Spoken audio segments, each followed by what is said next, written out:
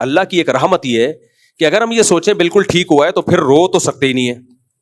اب بیٹے کی جدائی کا غم ہے, آنسو نکل رہے ہیں, تو اگلا کہے گا کہ اچھا ان کی آنکھوں میں آنسو بھی آ گئے, ظاہر غم تو ہے نا. اب میں یہ نہیں پوچھ سکتا کہ ایک طرف تو آپ کہہ رہے ہیں کہ جو ہوا بہتر ہوا, تو پھر آنکھوں سے آنسو کیوں آ رہے ہیں, ٹھیک ہے نا. اللہ کی اتنی رحمت, اللہ نے کہا بھائی یہ تمہارے کنٹرول میں نہیں ہے, اس پہ کوئی مواخذہ نہیں ہوگا. کتنا اچھا حکم دے دیا یار اللہ نے, اور کیا چاہیے. جو غیر اختیاری غم ہو رہا ہے وہ تو ٹھیک ہے, ہونے دو, اس پہ اللہ پوچھے گا نہیں, منہ سے الفاظ صحیح نکلنے چاہیے, ٹھیک ہے نا. جیسے بیگم کو بیٹھے بیٹھے خیال آ گیا کہ غفار اچھا ہے, خود بخود آ گیا, کوئی گناہ نہیں ہے بھائی, خود بخود کچھ بھی آ سکتا ہے.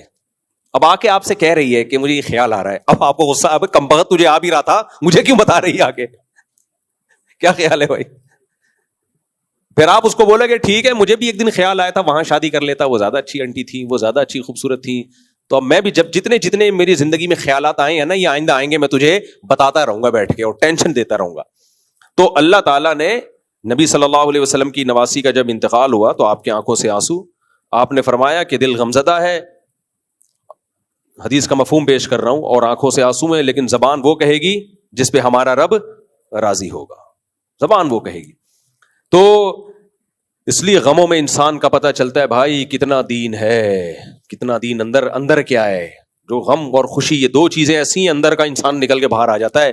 اللہ سے دعا مانگو, ہم کمزور ہیں, اللہ ہمیں غم نہ دے, مصیبتیں نہ دے, اللہ ہمیں پریشانیوں سے اللہ تعالیٰ ہم سب کو بچائے. ہم کمزور لوگ ہیں, ہر ایک کا ایسا حوصلہ نہیں ہوتا جیسے ان کا حوصلہ ہے کہ بچے کی موت پہ اتنا صبر کیا انہوں نے, ماں نے بھی باپ نے بھی, تو ہر ایک کا حوصلہ نہیں ہوتا. اللہ سے عافیت مانگنی چاہیے, لیکن اللہ نہ کرے کوئی غم آ جائے تو بھائی غلط سوچنے پر اللہ نے ہم پر پابندی, اور اللہ کے ہم پر بہت احسان ہو گیا کہ اللہ نے غلط سوچنے پر پابندی لگا دی. اللہ نے کہا تم صحیح سوچو گے, بالکل صحیح ہوا ہے, ٹھیک ہے نا, اسی میں خیر ہے, اسی میں خیر ہے تمہاری. تو یہ جو اللہ کو مانتے ہیں ان کے لیے مسئلہ آسان ہو گیا. کہیں گے بھائی اللہ نے حکم دیا, اب اللہ کے حکم کے آگے تو ہم کچھ کر نہیں سکتے. جیسے یعقوب علیہ السلام کا بیٹا گم گیا تو وہ کیا کہتے رہے آخر تک, اعلم من اللہ ما لا تعلمون. تو یہ ایک دینداری کا نا بہت بڑا معیار ہے. تو اس لیے میرے بھائی اللہ چاہتے ہیں غم صرف ایک ہی ہو, کون سا, آخرت. اس کے علاوہ غم فری زندگی ہونی چاہیے انسان کی, جو ہوتی نہیں ہے, کچھ نہ کچھ پریشانی آتی ہیں, صبر کرنا ہے, لیکن جو پالنا ہے نا غم, وہ اللہ نے ان آیتوں میں بیان کر دیا. فرمایا کہ یہ لوگ کیا ہیں, ان الانسان خلق ہلوعا اذا مسہ الشر جزوعا واذا مسہ الخیر منوعا الا المصلین الذین هم علی صلاتهم دائمون والذین هم لفروجهم, سے پہلے والی آیت میں کیا تھا کہ والذین هم من عذاب ربهم مشفقون, کہ یہ ڈرتے صرف ایک چیز سے ہیں, وہ آخرت کے عذاب سے. نبی صلی اللہ علیہ وسلم نے فرمایا جس نے ایک فکر بنا لی نا کہ میرا اصل ہدف کیا ہے, آخرت, اصل ہدف وہ ہے, تو آپ صلی اللہ علیہ وسلم نے فرمایا اللہ اس کی ساری فکروں کو سمیٹ دے گا. اور جس نے ایک آخرت کی فکر کو فکر نہیں بنایا, اس کی فکریں بکھیر دے گا اللہ تعالیٰ. اتنی ٹینشنیں ہوں گی نا اس کے اوپر, اتنی پریشانیاں, اتنی ٹینشنیں, اسے پتہ ہی نہیں چلے گا کہ میرا اصل کامیابی کہتے کس کو ہے, اس کو یہی نہیں پتہ چلے گا. سکون کے پیچھے بھاگتا رہے گا پاگلوں کی طرح, اور جیسے جیسے عمر بڑھے گی نا سکون اس سے اتنا ہی دور ہوتا چلا جائے گا. دیکھو دنیا پرس آدمی جس نے آخرت کو ہدف نہ بنایا ہو, اس کی نظر میں کامیابی کی ڈیفینیشن کیا ہے, مال مل جائے اور شہرت اور عزت. کیا خیال ہے, یہ تین چیزیں مل جائیں, یہی ہے نا. اور ان تینوں چیزوں سے مقصد کیا ہے, سکون ہوگا. اس کو لذت ان تین چیزوں میں ہوتی ہے.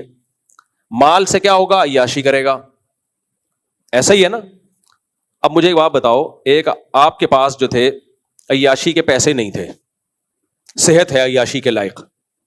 ایک آدمی آپ کو کہے کہ یہ 1 کروڑ روپے میں تمہیں دے رہا ہوں, نائٹ کلب میں جا کے عیاشی کرنا. لیکن یہ 1 کروڑ روپے لوگے نا, اس میں ایک فالٹ یہ ہے کہ جو یہ پیسے لے گا اس میں طاقت ختم ہو جائے گی عیاشی کی. تو اب آپ لوگے وہ پیسے, اب بولو گے بھائی فائدہ کیا. جب میرے, اور آسان مثال, آپ کو پستے کھانے کا بہت شوق تھا, میں مثال بھی وہ دیتا ہوں جس کا مجھے شوق ہوتا ہے. خیر, پستے کھانے کا بہت شوق تھا. کسی نے کہا کہ یہ پستہ میں آپ کے لیے ارینج کر رہا ہوں, روزانہ آپ کو اتنا پستہ مل جائے گا, لیکن نہ دانت رہیں گے چبانے کے قابل, اور نہ آپ کے معدے میں طاقت ہوگی کہ اس کو ہضم کر سکو. تو ایسا پستہ قبول ہوگا آپ کو؟ بولو کہ ایسے پستے کا میں کیا کروں گا جس کو میں چبا بھی نہیں سکتا اور جس کو میں پیٹ میں.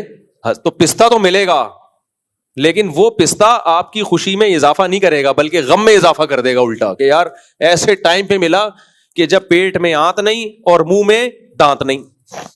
ہوتا یہ ہے کہ دنیا پرست آدمی جو دنیا کو ہدف بناتا ہے تو ایک وقت تک تو اللہ اگر چاہے اس کو عیاشی مل جاتی ہے, لیکن دو خوف اس پر ایسے مسلط ہوتے ہیں نا جو اسے گھن کی طرح, دیمک کی طرح چاٹتے ہیں اس کو. ایک بڑھاپا اور ایک موت کا خوف. یہ دو خوف اللہ نے ایسے لگا دیے جس سے کوئی انسان بچ نہیں سکتا. یعنی قرآن کے الفاظ دیکھو, وَلَوْ كُنْتُمْ فِي بُرُوجٍ مُشَيَّدَةٍ, مضبوط قلعوں کے اندر بند ہو جاؤ گے بھی نا تو بھی آپ بیٹھے بیٹھے مر جاتے ہو. آپ نے کتنے گارڈ رکھ لیے, ہارٹ اٹیک سے مر گئے. گارڈ آپ کو ہارٹ اٹیک سے تھوڑی بچا سکتا ہے. گردے فیل ہو گئے, ایکسیڈنٹ ہو گیا, جہاز کریش ہو گیا, ٹرین کا حادثہ ہو گیا. کیا امریکہ میں نہیں لوگ مرتے؟ کیا جاپان میں نہیں لوگ مرتے؟ تو یہ موت کا خوف اللہ اس کے اوپر مسلط کرتے ہیں ہر وقت. یہ خوف کہ یار مر گیا تو کیا ہوگا, مر گیا تو. اور یہ میں نے دیکھا ہے لوگوں میں. دوسرا بڑھاپا. دوسرا کیا ہے, جیسے ہی بوڑھے ہوتے ہیں نا یہ لوگ ساتھ چھوڑنا شروع کر دیتے ہیں, کیونکہ وہ بوڑھا بیچارہ کسی کو کیا انٹرٹین کرے گا. آپ کے پوتے نواسے ہیں تو وہ تو کسی, آج کل تو وہ بھی نہیں پوچھتے, بے دین جو ہوتے ہیں. تو وہ جوانی ختم, وہ دولت ہے لیکن نہ کھا سکتے ہیں, نہ پہن سکتے ہیں, نہ پی سکتے ہیں, اور آہستہ آہستہ وہ بڑھاپا بتا رہا ہوتا ہے کہ اب تیرا ٹائم آ گیا. یہ دو خوف انسان کو ایسا مارتے ہیں نا, ایسا ٹینشن دیتے ہیں کہ یہ مصنوعی خوشیاں لے رہے ہوتے ہیں. ہم نے جو اوریجنل خوش ہے نا وہ صرف اللہ والوں کو ہی دیکھا ہے. اچھا, بہت سے لوگ یہ سمجھتے ہیں کہ ہم خوش ہیں, ہمیں کوئی پریشانی نہیں, ہم تو بڑی لائف کو انجوائے کر رہے ہیں. ایسا ہوتا نہیں ہے. انہوں نے خوش لوگ دیکھے نہیں ہوتے, اصل میں اپنی جیسی ٹینشنوں میں گھرے ہوئے لوگ دیکھے ہوتے ہیں تو وہ سمجھتے ہیں کہ خوشی اسی کا نام ہے. تو کبھی کچھ ٹینشن فری لوگوں کے ساتھ ٹائم گزارے نا, ہم نے گزارا ہے, اس لیے میں کہہ رہا ہوں. ہم نے کالج کا دور بھی دیکھا ہے اور مدرسے میں بزرگوں کے ساتھ بھی ٹائم گزارا ہے, تو دونوں کو کمپیئر کیا ہے ہم نے. کچھ نہ ہوتے ہوئے بھی خوش ہیں اور وہ طبقہ سب کچھ ہوتا ہوا بھی پریشان ہے. ایک آدمی پیدا لنگڑوں میں ہوا, سارے لنگڑے تھے, سارے لنگڑے تھے. اب اسے کوئی بیان کر رہا ہے کہ ابھی ایک ٹانگ لگوا لے, بڑا فائدہ ہوتا ہے, بھاگتا ہے, دوڑتا ہے اور چلتا ہے, بڑا فائدہ. وہ کہے کہ کیا ہو, میں تو بالکل نارمل ہوں. اسے نارمل کیوں وہ اپنے آپ کو کہہ رہا ہے کہ اس نے دیکھے, جتنے بھی دیکھے وہ سارے اپنے جیسے لنگڑے ہی دیکھے ہیں. اس بیچارے کو پتہ ہی نہیں کہ کوئی دو ٹانگوں والے بھی ہوتے ہیں, اتنی اسپیڈ سے دوڑ سکتے ہیں وہ. تو آج لوگ اتنی ٹینشنوں میں, اتنی پریشانیوں میں گھرے ہوئے ہیں کہ ان کو بھول گئے ہیں کہ ٹینشن فری زندگی بھی کوئی چیز ہوتی ہے, خوشی والی زندگی بھی کوئی چیز ہوتی ہے. یہ ان کی زندگی سے یہ نکل گئی ہے یہ چیز. اتنی پریشانیاں ہیں, وہ سمجھتے ہیں یہی نارمل لائف ہے. تبھی ہر تھوڑے دن, 2 دن بعد نیند کی گولی کھا رہے ہوتے ہیں, ڈپریشن کی گولیاں کھا رہے ہوتے ہیں, سائیکیٹرسٹ سائیکولوجسٹ کے پاس جا رہے ہوتے ہیں, 20 قسم کے درجنوں مسائل پالے ہوئے ہیں. تو مجھے تو جو دنیا دار لوگ ہیں نا ان میں بیٹھ کے اندازہ ہوتا ہے کہ بھائی ان بیچاروں کو پتہ ہی نہیں ہے کہ اصل میں ریلیکس ہونا کسے کہتے ہیں. شراب پی کے جو سکون ملتا ہے وہ سکون تھوڑی ہے بھائی, وہ تو وقتی طور پر ریلیکس ہو گئے آپ وقتی طور پر ایک تھوڑا سا آپ کو وہ مل گیا, اس کو سکون تھوڑی کہتے ہیں.